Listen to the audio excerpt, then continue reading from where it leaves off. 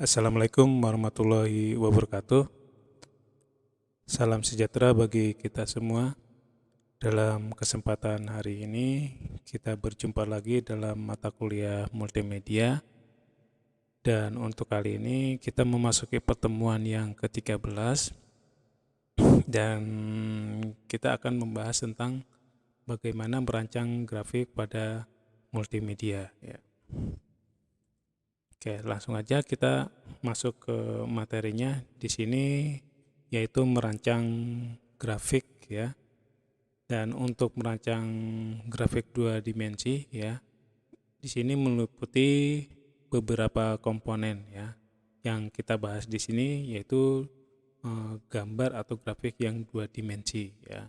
Di mana dua dimensi ini terdapat dua sumbu ya. Kalau secara matematikanya itu yaitu ada sumbu X dan sumbu Y. Berbeda dengan grafik yang tiga dimensi. Nah, kalau tiga dimensi terdapat tiga sudut atau tiga garis ya, yaitu sumbu X, Y, dan Z. Z itu adalah kemiringannya. Dan di sini kita akan bahas dulu tentang grafik dua dimensi dan bagaimana cara merancangnya. Nah, di dalam dua dimensi ini terdapat komponen garis, terus yang kedua komponen bentuk, terus yang ketiga komponen warna, terus yang kelima komponen kontras nilai, terus yang keempat komponen tekstur, terus yang terakhir adalah format. Nah, di sini jadi mulai dari awal cara pembuatan sebuah gambar atau bentuk sampai dengan produksinya atau hasilnya dengan bentuk format ya. Nanti biasanya kalau sekarang ini ada yang namanya istilah JPEG, PNG, natif, dan lain-lain ya. Oke, kita masuk ke bagian garis atau komponen garis ya. Dan di sini garis dikategorikan berdasarkan tipe, arah, dan kualitasnya. Untuk tipe garis atau atribut garis merujuk pada gerakan garis dari awal hingga akhir yang berupa garis lurus, lengkung, dan siku-siku. Nah, ini kaitannya dengan tipe garis ya atau atribut garis. Jadi pertama kali kita membuat ya titik pertama sampai dengan titik terakhir yang terbentuk menjadi sebuah garis. Terus arah garis yang kedua ya, yaitu menggambarkan hubungan antar garis terhadap halaman yang dibedakan. Di sini menjadi tiga ya, yaitu garis horizontal, garis lurus ya, terus garis vertikal, tegak, dan garis diagonal atau miring. Itu untuk arah garis ya.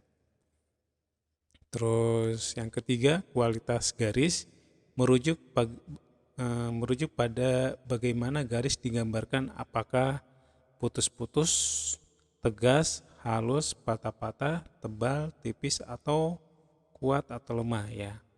Kalau kita membuat sebuah garis ya di beberapa aplikasi seperti kayak Office Word, terus Photoshop, Corel, itu pasti akan terdapat tool-tool yang membedakan antara garis putus-putus, tegas, halus, patah-patah, tebal, miring, dan lain-lainnya ya.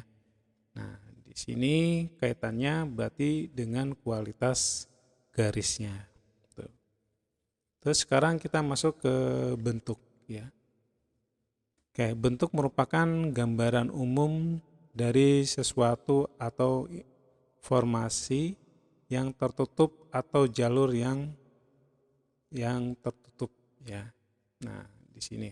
Jadi kalau kita buat kotak atau buat bulat ya, jadi antara titik awal kita membuat akan ketemu lagi dengan titik awalnya juga, dan titik terakhir ketemu dengan titik awal. Nah, itu yang dimaksud dengan formasi yang tertutup atau jalur yang tertutup, sehingga dikatakan sebagai bentuk. Nah, cara untuk menggambarkan bentuk adalah dengan garis ya. Nah, cara lainnya dengan menggunakan warna dan kolase ya. Ya, selain garis juga bisa digunakan dengan warna atau kolase ya. Kalau garis ya yang tadi saya katakan, untuk membuat kotak berarti terdapat empat garis lurus yang membentuk kotak itu, dan garis yang pertama akan ketemu dengan garis yang terakhir ya. Berbeda dengan yang warna. Nah, warna kita mewarnai ya, dengan asal di dalam kertas. Nah, entah itu bentuknya bisa bulat, kotak atau yang lainnya, itu bisa dikatakan sebagai bentuk. Terus yang ketiga itu kolase ya. Kolase itu membuat bentuk dengan bahan-bahan ya.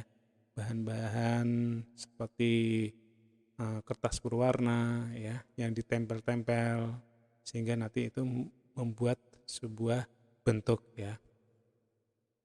Terus warna grey atau abu-abu yang dihasilkan dari pertemuan antara hitam dan putih merupakan bentuk yang tidak dibuat dengan garis. Nah, itu ya. Jadi kalau pewarnaan ya contohnya sini abu-abu itu bentuknya tidak terbentuk dari garis tapi dengan dirinya sendiri, yaitu dengan warna ya. Nah, sedangkan kolase yang tadi saya katakan ya, jadi kalau terperinci itu aktivitas memotong dan menempelkan material dengan sedikit berbeda ya, seperti merendam kertas foto pada permukaan 2 dimensi. Ini untuk contohnya kaitannya dengan dengan kegiatan kolase atau gambar kolase. Nah, sekarang kita masuk ke komponen yang ketiga, yaitu warna ya. Dan warna merupakan elemen grafik yang sangat kuat dan provokatif ya. Sehingga multimedia yang dirancang sesuai dengan warna yang disukai pasar. Nah, dan sekarang ini juga warna juga memiliki nilai psikologinya ya. Nah, seperti putih, hitam, biru, merah itu menggunakan makna sendiri-sendiri, dan tentunya juga kaitannya dengan media. Kita akan menyesuaikan dari karakter warnanya itu sendiri gitu. Oke, beberapa saran untuk merancang warna yang efektif ya. Yaitu yang pertama, pilihlah warna sesuai dengan konsep yang Anda desain ya. Jadi disesuaikan dulu desainnya seperti apa gitu. Nah, kalau kaitannya dengan contohnya untuk desain sekolah ya, untuk desain perguruan tinggi ya, cocoknya warnanya apa gitu. Untuk kaitannya dengan contohnya pengecatan tempo ya.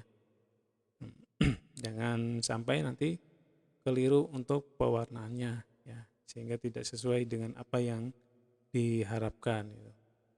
Terus pilihlah warna yang akan membangkitkan semangat dan kepribadian pemesan multimedia. Terus periksalah di antara warna yang kontras dalam desain Anda untuk memberikan dampak visual ya. Jadi memeriksa lagi kembali warna kontrasnya itu ya. Jadi kira-kira untuk desain yang kita buat sesuai enggak kontrasnya gitu. Terus buat sketsa dengan banyak warna ya. Jadi ketika kita menerapkan dalam aplikasinya, kita harus membuat sketsanya dulu, dan sketsanya juga harus memiliki beberapa banyak warna ya, supaya mudah untuk diterapkan dalam aplikasi multimedia.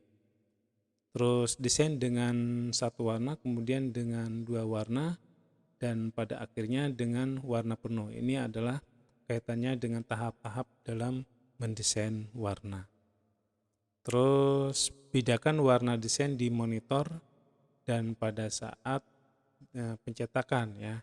Nah, ini menentukan sekali kadang ketika kita sudah memilih warna yang terlihat di monitor, begitu dicetak tidak sesuai warnanya. Nah, di sini ada penerapan sendiri, ada trik sendiri kaitannya untuk tampilan di monitor dan di percetakan. Itu nanti ada pokok bahasan sendiri kaitannya dengan jenis warna ya. Terus pelajari simbol warna pada budaya yang berbeda ya. Nah, ini ya. Jadi kaitannya dengan simbol warna.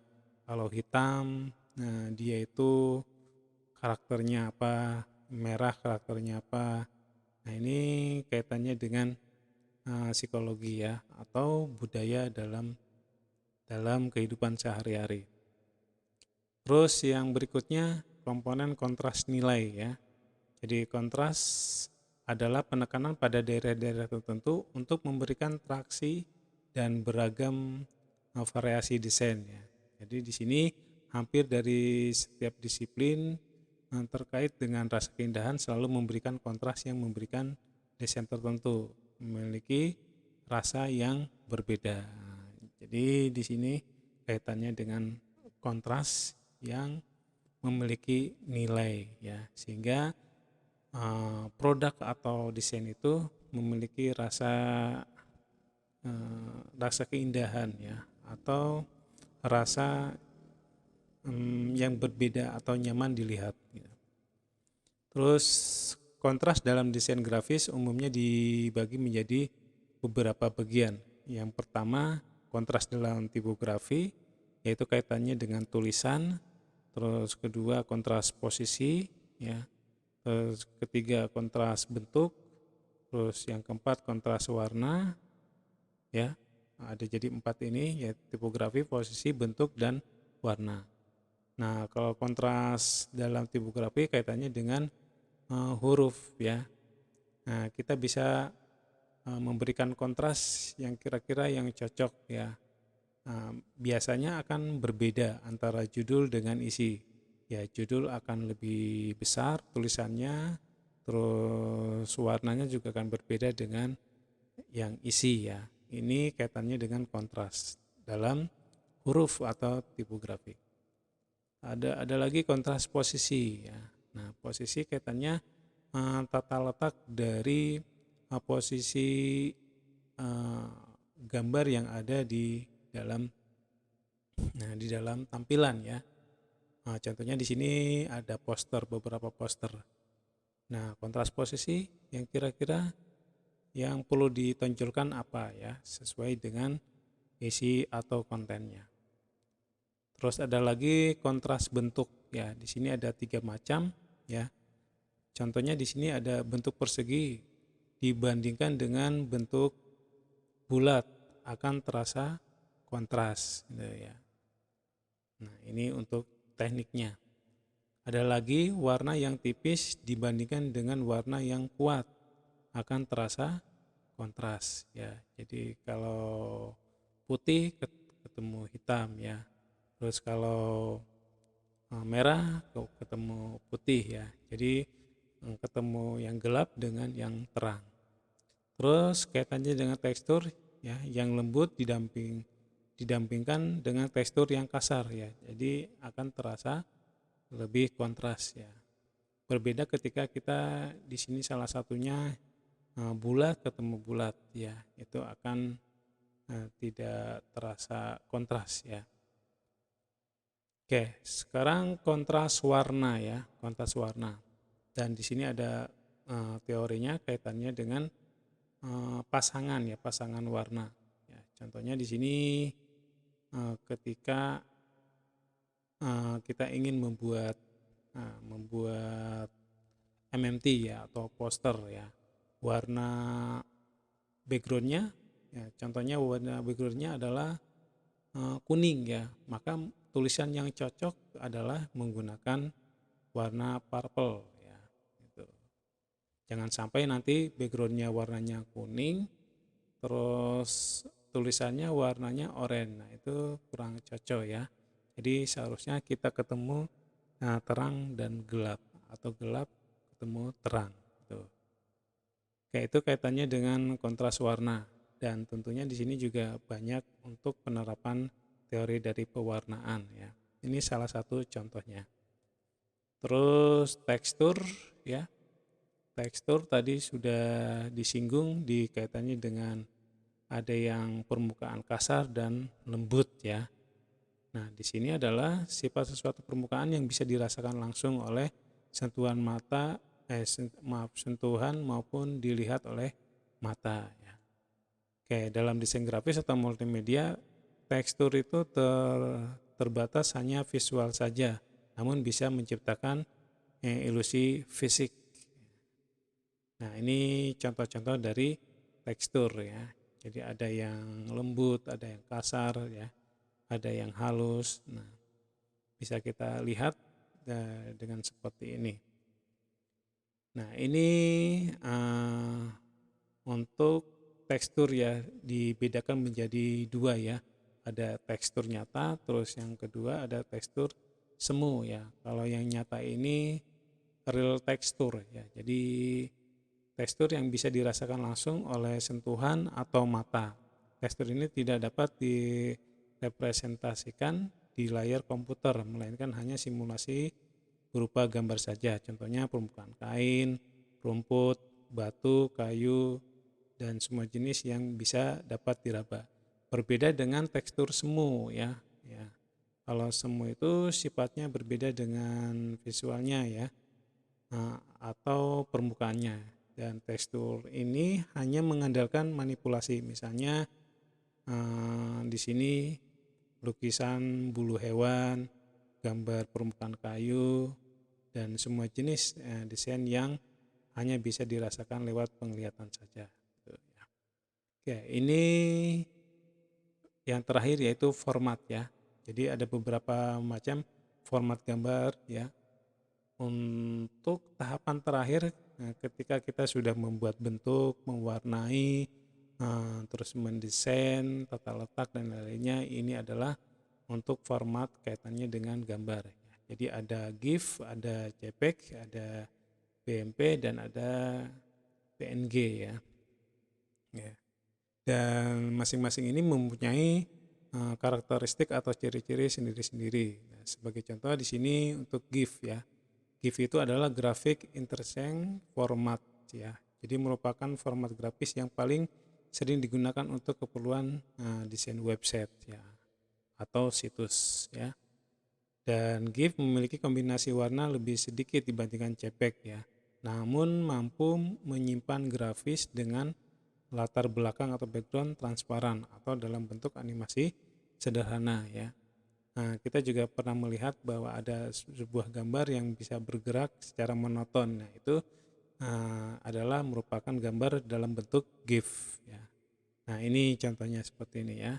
Ini merupakan gambar GIF ya, dan cocok untuk diterapkan di dalam website atau mungkin di dalam presentasi supaya tidak monoton untuk materinya. Terus ada JPEG ya. JPEG itu Joint Photographic Express Group yang merupakan skema kompresi file bitmap ya. Nah, di sini jadi awalnya itu file yang menyimpan hasil foto digital, memiliki ukuran yang besar sehingga tidak praktis ya.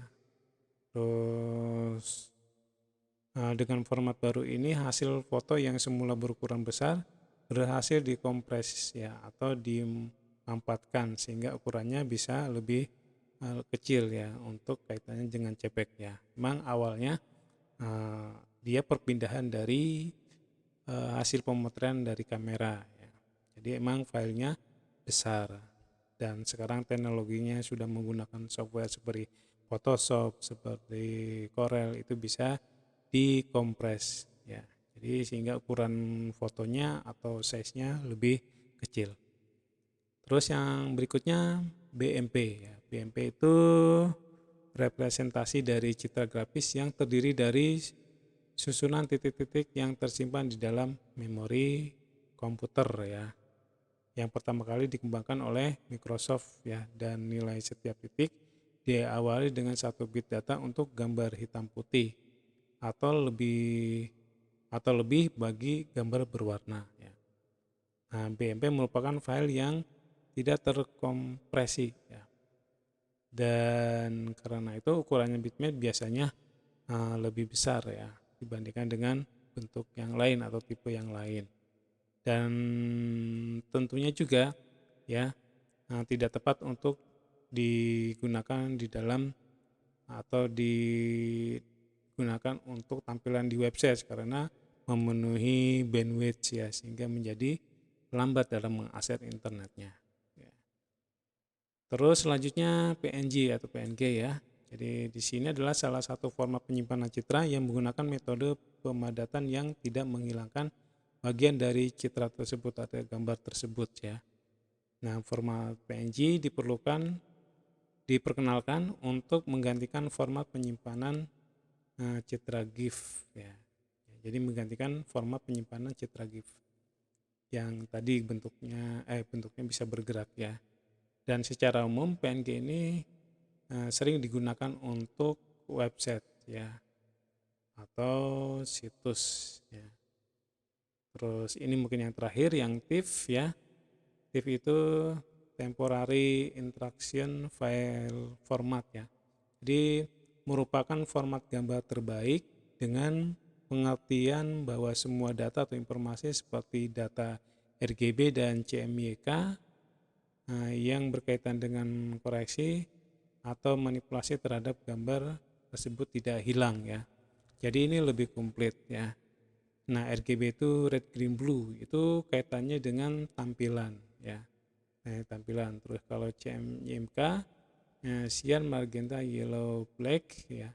Ini kaitannya untuk pewarnaan percetakan atau untuk dicetak ya.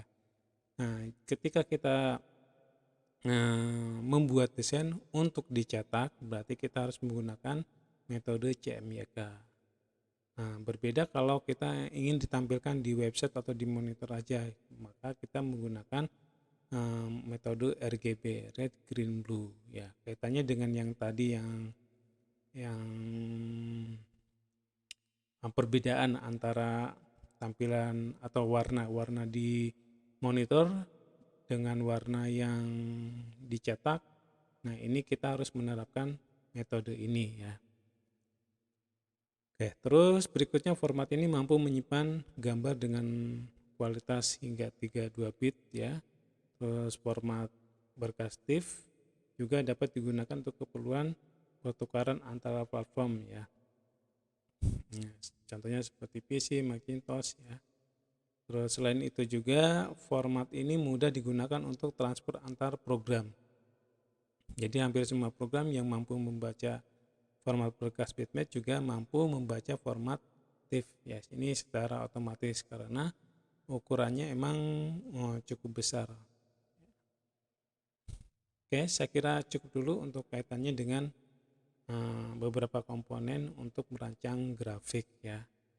Dan di sini bentuk-bentuk ini adalah hasil terakhir ketika sudah terbentuk grafiknya atau gambarnya.